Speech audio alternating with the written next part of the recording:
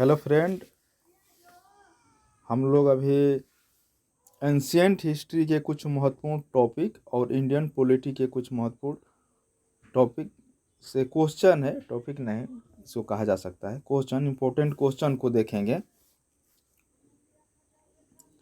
तो पहला क्वेश्चन है कि भारत में खोजा गया सबसे पहला पुराना शहर कौन था। तो इसका सही आंसर है हड़प्पा था। और आप लोग जानते हैं कि जो हड़प्पा सभ्यता है ये नगरीय सभ्यता थी। इसके बाद जो ग्रामीण सभ्यता है वो वैदिक सभ्यता है, लेकिन हड़प्पा सभ्यता नगरीय सभ्यता थी। और हड़प्पा सभ्यता ही सबसे पहले खोजा गया। ये 1921 में खोजा गया था दयाराम साहनी द्वारा। नेक्स्ट क्वेश्चन है, स्वतंत्रता प्राप्ति के बाद सबसे अधिक हड़प्पा युगीन स्थलों की खोज किस प्रांत में हुई। तो स्वतंत्रता प्राप्ति के बाद जो सबसे ज़्यादा हड़प्पा स्थल मिले हैं, हड़प्पा युगीन स्थल मिले हैं, वो गुजरात से मिले हैं। नेक्स्ट है, आर्य शब्द का शाब्दिक अर्थ है।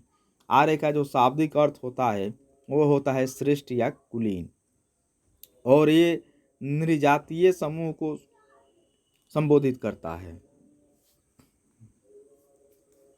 आरंभिक वैदिक साहित्य में सर्वाधिक वर्णित नदी है।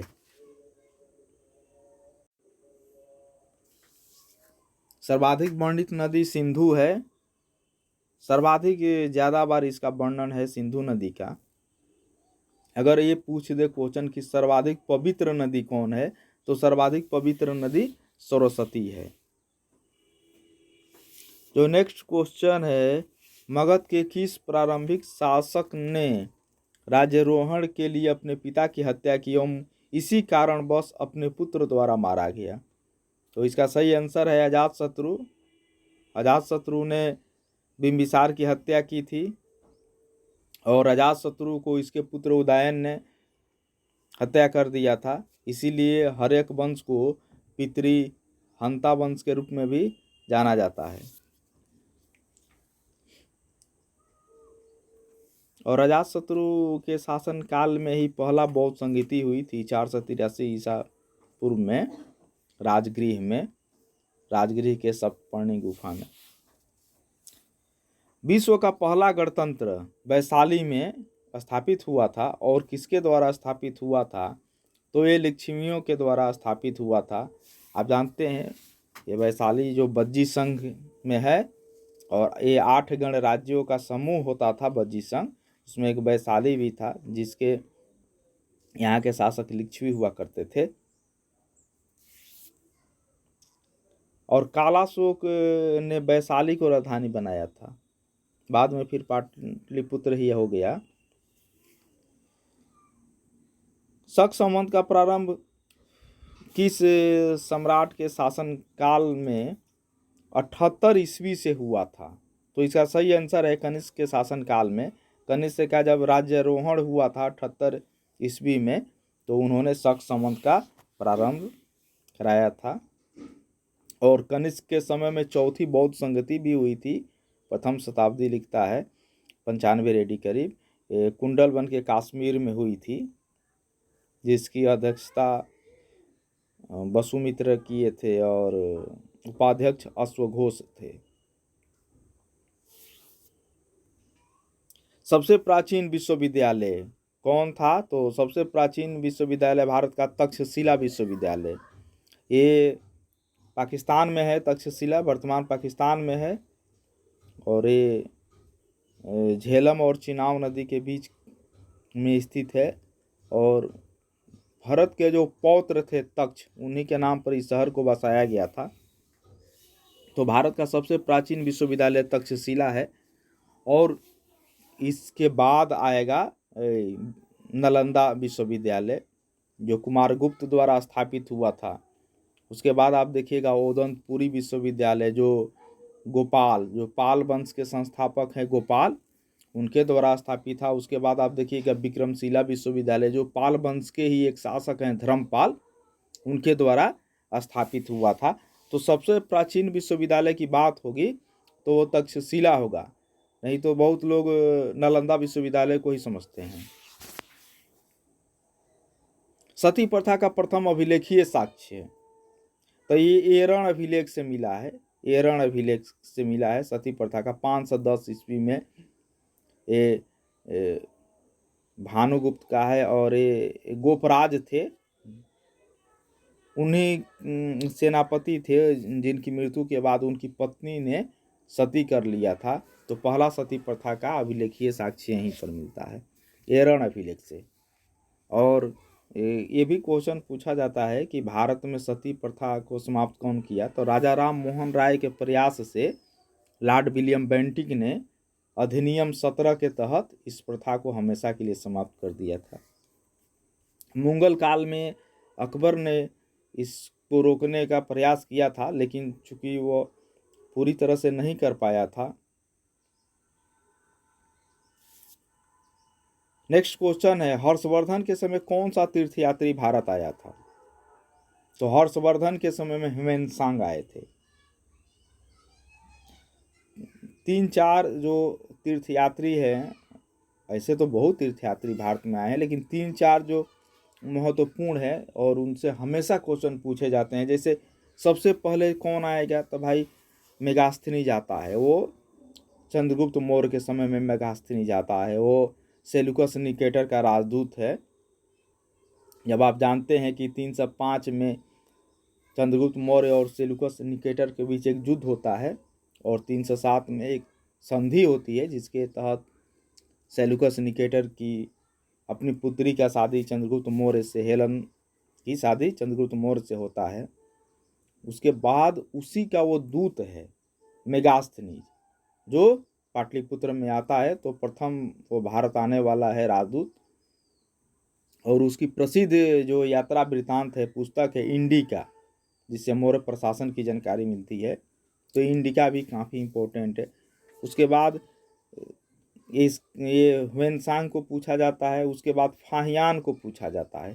तो फाहियान चंद्रगुप्त द्वितीय के समय में आता है, जो गुप्त शासक है चंद्रगुप्त, उसके समय में फाहियान आता है।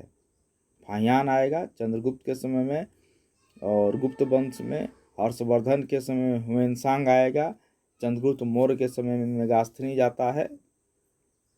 ये तीन तीर्थयात्री को बहुत ज़्यादा बार पूछा गया है एग्जाम में।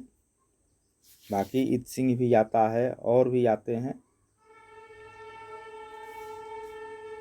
पॉलिटी का क्वेश्चन है, ये राज्य मंत्री परिषद सामूहिक रूप से किसके प्रति उत्तरदायी होती है? तो देखिए, राज्य मंत्री परिषद सामूहिक रूप से वो विधानसभा के प्रति उत्तरदायी होगी। और यहाँ अगर राज्य नहीं रहे, केवल ये बात रहे कि मंत्री परिषद, तो केंद्र जो मंत्री परिषद होती है, तो वो लोकसभा के प्रति सामूहिक रूप से उत्तरदायी होती है। व्यक्तिगत रूप से कोई भी मंत्री राष्ट्रपति के प्रति उत्तरदायी होगा, लेकिन सामूहिक रूप से वो लोकसभा और राज्यों में विधानसभा के प्रति उत्तरदायी होता है। नेक्स्ट है, कोई विधेयक धन विधेयक है अथवा नहीं, इसका निर्णय कौन करता है? तो इसका निर्णय लोकसभा अध्यक्ष करता है। लेकिन अगर यही राज्य की बात आ जाए कि राज्यों में इसका कौन निर्णय करेगा, मतलब विधानसभा में इसका कौन निर्णय करेगा, तो विधानसभा का अध्यक्ष करेगा। सिंपल बात है। नेक्स्ट है, मौलिक अधिकार के अंदर कौन सा अनुच्छेद बच्चों के शोषण से संबंधित है? तो अनुच्छेद 24 है, जिसमें बच्चों को कारखाने और अन्य जो खतरनाक काम है उस पर रोक लगाया गया है। यह आर्टिकल 24 है और एक फंडामेंटल राइट है, मौलिक अधिकार में है। नेक्स्ट है, प्रथम वित्त आयोग के अध्यक्ष कौन थे? तो प्रथम वित्त आयोग के अध्यक्ष केसी नियोगी थे। केसी नियोगी थे, प्रथम वित्त आयोग के अध्यक्ष थे केसी नियोगी। और वित्त आयोग का जो चर्चा है, ये संविधान के अनुच्छेद 280 में है। वित्त आयोग ये 5 वर्ष के लिए राष्ट्रपति गठित करता है वित्त आयोग को। नेक्स्ट है, नीति आयोग के प्रथम अध्यक्ष कौन थे?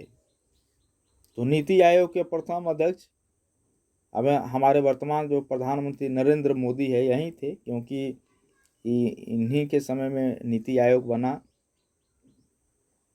तो नीति आयोग के प्रथम अध्यक्ष नरेंद्र मोदी थे। जिस तरह योजना आयोग के प्रथम अध्यक्ष जवाहरलाल नेहरू थे, उसी तरह नीति आयोग के प्रथम अध्यक्ष ये हैं। भारत के प्रथम मुख्य चुनाव आयुक्त कौन थे? तो भारत के प्रथम मुख्य चुनाव आयुक्त सुकुमार सेन थे और वर्तमान में राजीव कुमार हैं। ये मई 2022 में ही बने हैं राजीव कुमार। और चुनाव आयोग एक संवैधानिक पोस्ट है, ये त्रिस्तरीय होता है। एक मुख्य चुनाव आयुक्त होते हैं और 2 अन्य चुनाव आयुक्त होते हैं इनको सहयोग करने के लिए।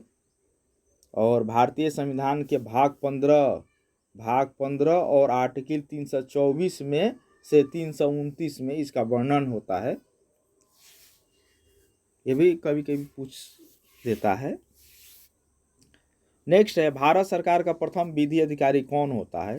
तो भारत सरकार का प्रथम विधि अधिकारी महान्यायवादी होता है और महान्यायवादी की नियुक्ति राष्ट्रपति करते हैं और आर्टिकल 76 में इसका वर्णन है। और राज्यों का प्रथम विधि अधिकारी कौन होगा? तो एडवोकेट जनरल होता है। ये भी क्वेश्चन पूछा जाता है।